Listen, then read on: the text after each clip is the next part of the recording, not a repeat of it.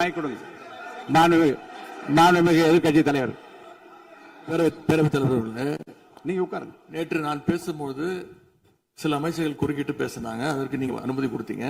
அதே மாதிரி இன்னைக்கு முதலமைச்சர் பேசும்போது சில வார்த்தைகள், தவறான வார்த்தைகள் பேசுறாரு. அவர் பார்ட்டி ஃபண்ட் அப்படின்னு சொல்லியிருக்கிறாரு. அவர் அமைச்சர் அந்த பார்ட்டி ஃபண்ட் எந்த பார்ட்டின்னு கூட சொல்ல தைரியம் இருந்தா சொல்லுங்க, நாங்க அதெல்லாம் ஃபேஸ் பண்ண தயாரா இருக்கோம். எதையும் ஆதாரத்தோடு எதையும் பேசுங்க. இங்க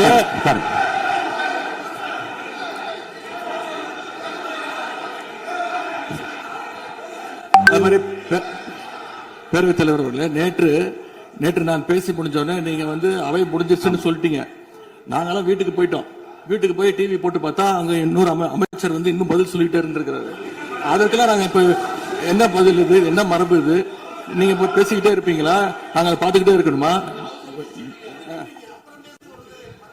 அதே மாதிரி இன்னைக்கு முதலமைச்சர் அவர்கள் பேசும்போது நாங்களும் அமைதியா கேட்டுட்டு தான் இருந்தோம். ஆனா சில கருத்துக்கள் அவர் பேசும்போது அதை நாங்க அனுமதிக்க முடியாது. ஆதாரத்தோடு ஏதாவது பேசணும்னா, குற்றச்சாட்டுகள் சொல்லும் போது ஆதாரத்தோடு சொன்னீங்கன்னா அதை நாங்க ப்ரூவ் பண்றதுக்கு தயாராக இருக்கு. மாண்புமிகு உறுப்பினர் அவர்கள் இருங்க. நேற்று மாண்புமிகு எதிர்கட்சி தலைவர்கள் பேசியதும், மாண்புமிகு பொதுப்பணித் தலைவர்கள் பேசியதும் ஆதாரம் இல்லாமல் பேசக்கூடாது என்று நான் சொன்னேன். ஆய்வு செய்து நீக்கப்பட வேண்டியது நீக்கும் என்று சொன்னேன்.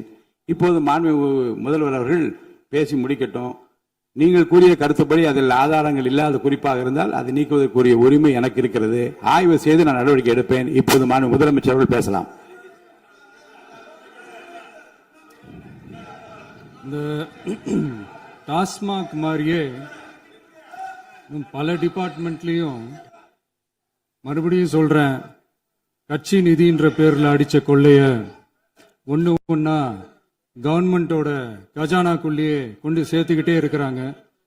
இப்பவும் சொல்றேன், மக்கள் பணத்திலிருந்து ஒரு பைசா கூட தொடமாட்டோம், தொடவும் விடமாட்டோம், தொட்டா விடமாட்டோம், இதுக்கு முன்னாடி தொட்டவங்களையும் விடமாட்டோம்.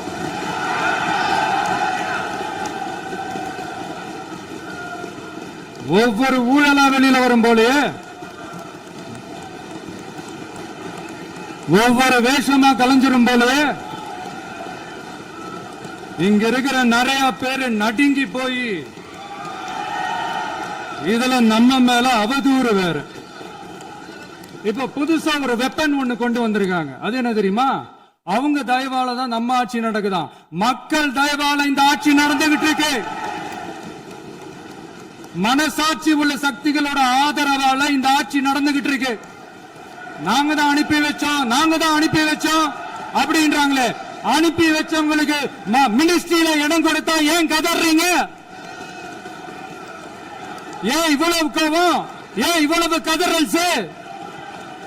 இதுல இன்னொரு முக்கியமான விஷயம், மார்க்சிஸ்ட் கம்யூனிஸ்ட் கட்சி நமக்கு ஆதரவு கொடுத்தது சுயேட்சையா எடுத்த முடிவுன்னு சொல்றாங்க. அதே மாதிரி இந்திய கம்யூனிஸ்ட் கட்சி நமக்கு ஆதரவு கொடுத்தது சுயேட்சையா எடுத்த முடிவுன்னு சொல்றாங்க. இதுல எங்க இருந்து நாங்க தான் அனுப்பி வச்சோம்னா புரியலையே. மக்களுக்கு நல்லா புரியும், எல்லாத்தையும் தெளிவா பார்த்துக்கிட்டு இருக்கிறாங்க.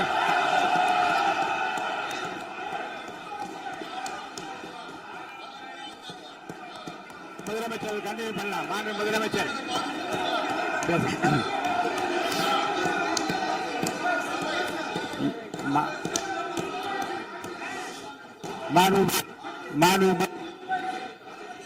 முதலமைச்சர் அவர்களை கண்டினியூ பண்ணலாம். நீ கண்டினியூ பண்ணலாம்.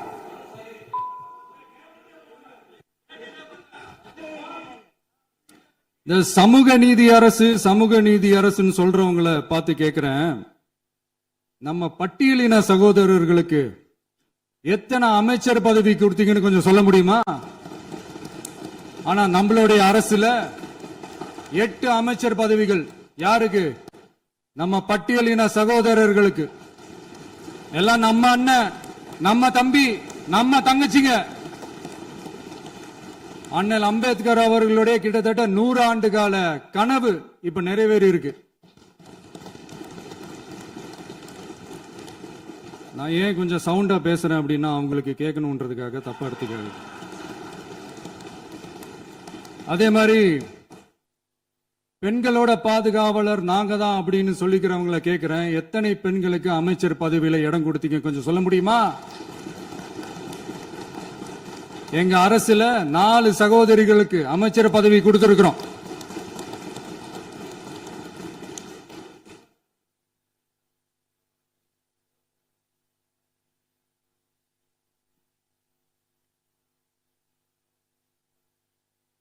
அதனால மக்களால் நிராகரிக்கப்பட்டு மக்களால் அகற்றப்பட்டவங்களுக்கு ஒன்னே ஒன்னு சொல்லிக்கிறோம், தப்பே செய்ய மாட்டோம், ஊழலே செய்ய மாட்டோம், நேர்மையா தான் இருப்போம், நியாயமா தான் இருப்போம் அப்படின்னு சொல்றவங்களால மட்டும்தான் கூட்டணி ஆட்சி அமைக்க முன்வரும். ஆட்சியிலையும் பங்கு, அதிகாரத்திலையும் பங்கு கொடுக்க முன்வரும். ஊழல்லையே ஊறி போனவங்களால இந்த கூட்டணி ஆட்சியோ ஆட்சியிலையும் பங்கோ அதிகாரத்திலையும் பங்கு கொடுக்க முன்வராது. மெஜாரிட்டி இருந்தாலும் தரமாட்டாங்க, மெஜாரிட்டி இல்லைனாலும் தரமாட்டாங்க. கேட்டா ரெடிமேடா ஒரு பதில் ஒண்ணு வச்சிருப்பாங்க, கூட்டணி ஆட்சியை மக்கள் விரும்ப மாட்டாங்கன்னு. அதே மக்கள் தான் இப்ப அவங்கள பார்த்து சிரிக்கிறாங்க. நான் பதவி ஏத்த அன்னைக்கு கொஞ்சம் டைம் அவகாசம் கேட்டேன். எதுக்கு கேட்டேன்? நிதி நிலைமை எல்லாம் கொஞ்சம் மோசமா இருக்குது, அதெல்லாம் கொஞ்சம் சரி செஞ்சுக்கிட்டு படிப்படியா கொஞ்சம் கொஞ்சமா நான் கொடுத்த வாக்குறுதிகள்லாம் செயல்படுத்துவேன், அதுக்காக கொஞ்சம் டைம் அவகாசம் கேட்டேன். நான் ஏதோ வேற எதுக்காகவோ வேற யாருக்காகவோ ஏதோ அவகாசம் கேட்ட மாதிரி. அடுத்து இங்க சபையில இல்லாதவங்களை பத்தி பேச வேண்டாம்னு நினைக்கிறேன்.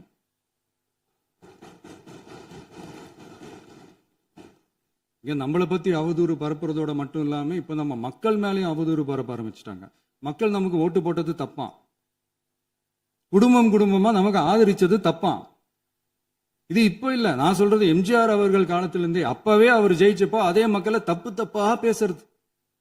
மக்கள் என்ன பண்ணிட்டாங்க, எம்ஜிஆர் என்ன பண்ணிட்டாரு, எம்ஜிஆர் என்ன இது பண்ணிட்டாரு. 50 வருஷமா ஒரே டெக்னிக்கா.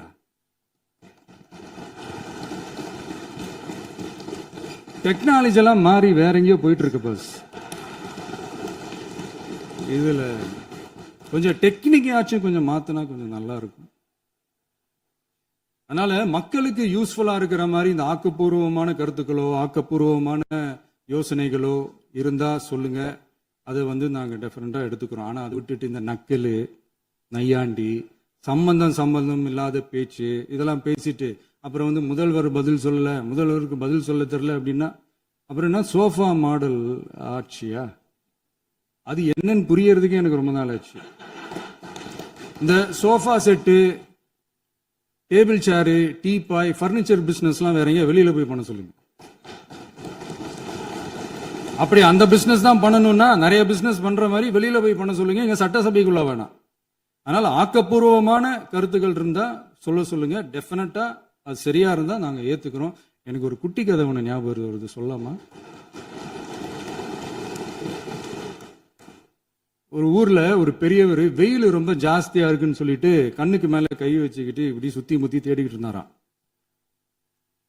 அப்ப கூட இருந்த ஒரு சின்ன பையன் என்ன தேடுறீங்க அப்படின்னு கேட்டானா. அதுக்கு அந்த பெரியவர் சொன்னாரா, அது ஒண்ணு இல்ல தம்பி, உங்க அப்பா இங்கதான் இருப்பாருன்னு சொன்னாங்க, அதான் தேடிக்கிட்டு இருக்கேன், எங்க உங்க அப்பாவையா காணோம்?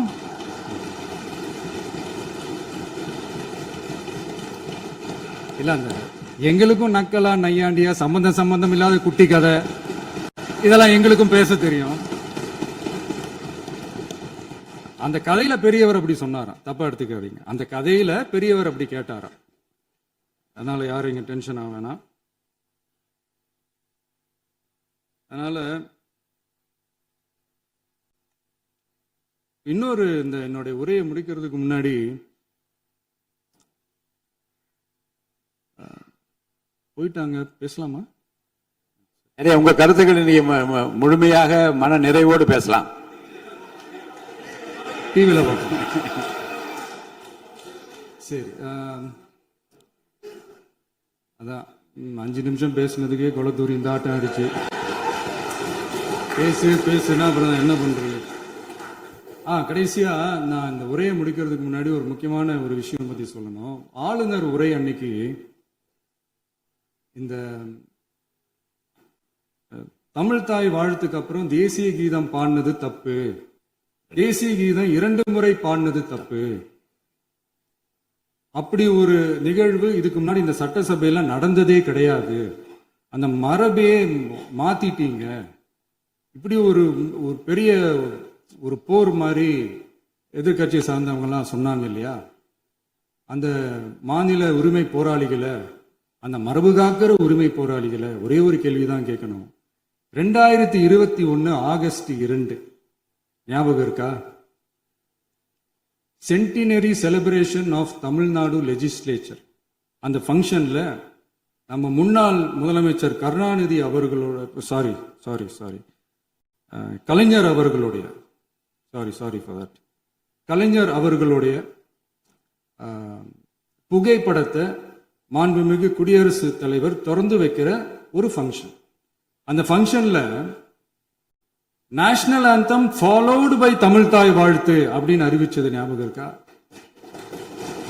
அதாவது தேசிய கீதத்துக்கு அப்புறமா இரண்டாவது முறையா, நோட் திஸ் பாயிண்ட் மாண்புமிகு பேரவைத் தலைவர் அவர்களே, பிளீஸ் நோட் திஸ் பாயிண்ட். தேசிய கீதத்துக்கு அப்புறம் இரண்டாவது முறையாக தமிழ் தாய் வாழ்த்து பாடப்படும் அப்படின்னு சொன்னது ஞாபகம் இருக்கா? அதுவும் முத்தமிழ் அறிஞர் அப்படின்னு சொல்ற நம்ம கலைஞர் அவர்களுடைய அந்த புகைப்படம் வெளியிட்டு விழாவில் அவர் இருந்த இதே சபையில தமிழ இரண்டாவது இடத்துக்கு தள்ளினது யாருன்னு ஞாபகம் இருக்கா? அது மட்டும் இல்ல, அந்த தேசிய கீதத்தை நாட்டுப்பண் நேஷனல் ஆந்தம்னு சொல்லி அதே ஃபங்க்ஷன்ல கடைசியா ஃபங்க்ஷன் முடியும் போது செகண்ட் டைம் தேசிய கீதம் பாடினதும் ஞாபகம் இருக்கா? இதே அவையில் தான், அது அவை குறிப்பிலும் இருக்கிறது, இதே அவையில் தான் நடைபெற்றது. இந்த தக்க நேரத்தில் இந்த ஆதாரங்களை அளித்த மாண்பு முதல்வர்களுக்கு நன்றியை தெரிவித்துக் கொள்கிறேன். டவுட் இருந்தா இந்த புக்கை பார்த்து தெரிஞ்சுக்கலாம். அதனால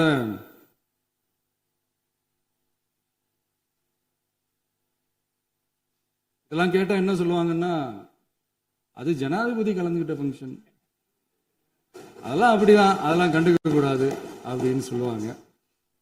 இதே மாதிரிதான் பேசுறது ஒண்ணு, செய்யறது ஒண்ணு, செய்யறது ஒண்ணு, பேசுறது ஒண்ணு. இதெல்லாம் மக்கள் பார்த்துக்கிட்டு இருக்காங்க. எலெக்ஷனுக்கு முன்னாடி தான் அப்படி செஞ்சுக்கிட்டு இருந்தாங்க. இப்போ எலெக்ஷனுக்கு அப்புறம் அதே தான் செய்யறாங்க.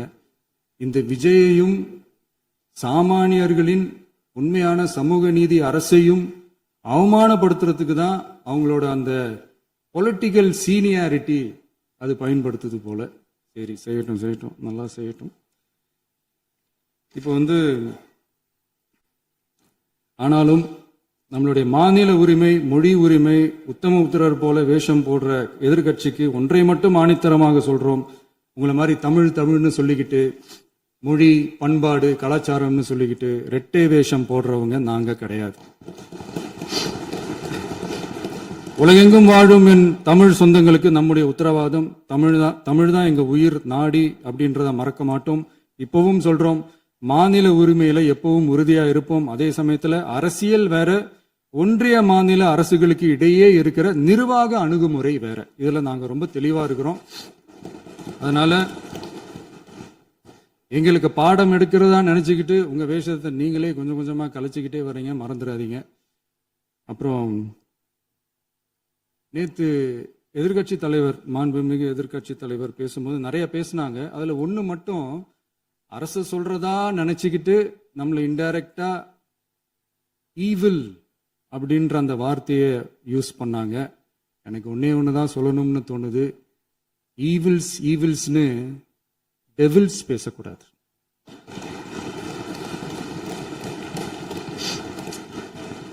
அவங்க இருந்திருந்தா ஒரு ஆக்ஷன் பண்ணணும்னு எனக்கு தோணுச்சு.